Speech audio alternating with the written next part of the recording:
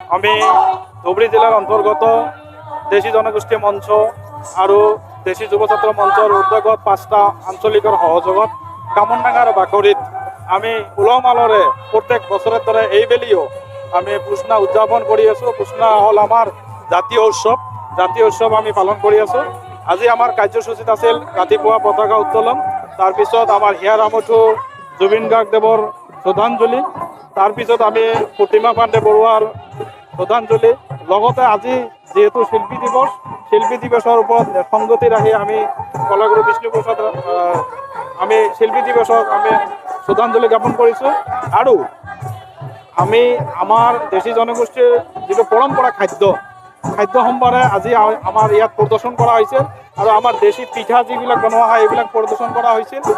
লগতে আমাৰ অত্ৰ অঞ্চলৰ লগত লাগি থকা যিবিলাক খিলঞ্জীয়া জনগোষ্ঠী আছে তেওঁলোকৰ বিভিন্ন খাদ্যাভ্যাস পিঠা বনোৱাৰ লগতে বিভিন্ন কলাকৃষ্টি আমি প্ৰদৰ্শন ইয়াত কৰি আছোঁ আৰু প্ৰদৰ্শন কৰাৰ কাৰণে আমি প্ৰচেষ্টাত আজি অব্যাহত আছোঁ। পতাকা উত্তোলন কৰিলোঁ আমাৰ এই পুষ্ণা উৎসৱ উপলক্ষে। পুষ্ণা হ'ল আমাৰ ভোগৰ উৎসৱ, দেশীসকলৰ আমাৰ হাতম পুৰুষীয়া উৎসৱ, পূৰ্বপুৰুষৰ দিনৰ পৰাই উৎসৱ পালন কৰি আছোঁ।